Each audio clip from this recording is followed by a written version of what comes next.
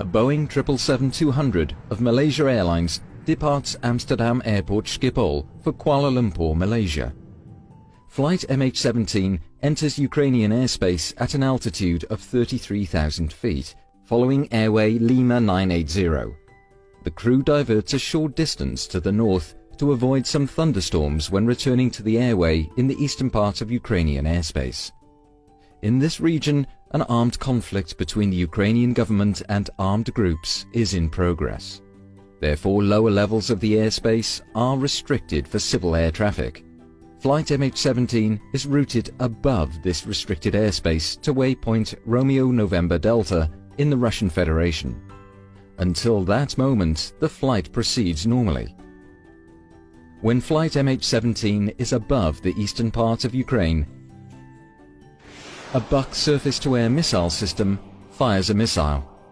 It travels almost at 3 times the speed of sound and carries a 9N314M model warhead.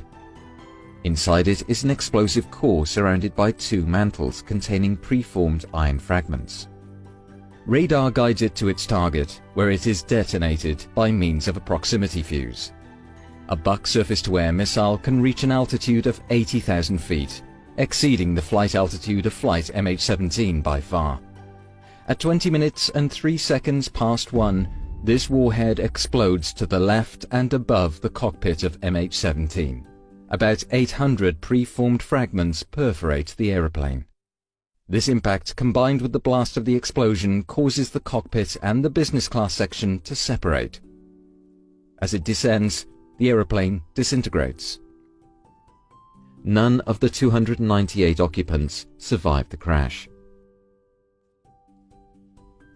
The investigation demonstrated that the aeroplane flew at an altitude of 33,000 feet, which is to say 10.1 kilometers.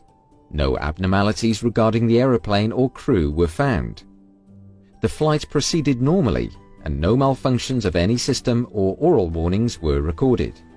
Also, no distress messages were received by air traffic control. Both flight recorders stopped abruptly at 13:20:03, and from that time, the flight crew of MH17 did not respond to air traffic control messages. Flight MH17 disappeared from the radar. The aeroplane was perforated by hundreds of high-energy objects shaped like cubes and bow ties. Many fragments were found in the bodies of the crew seated in the cockpit. Some of them had a bow tie or cubic shape. The left side of the cockpit area shows a characteristic damage pattern. Traces of explosives were found in the wreckage and on the missile fragments found. Paint on fragments found inside the wreckage matches paint on the recovered missile parts. The point of detonation was determined by the spray pattern on the cockpit and by simulations, and was confirmed by the recorded sound peak. The impact and blast resulted in the aeroplane's disintegration. The wreckage of the aeroplane was distributed over 6 different sites, consistent with the way the aeroplane broke up in the air.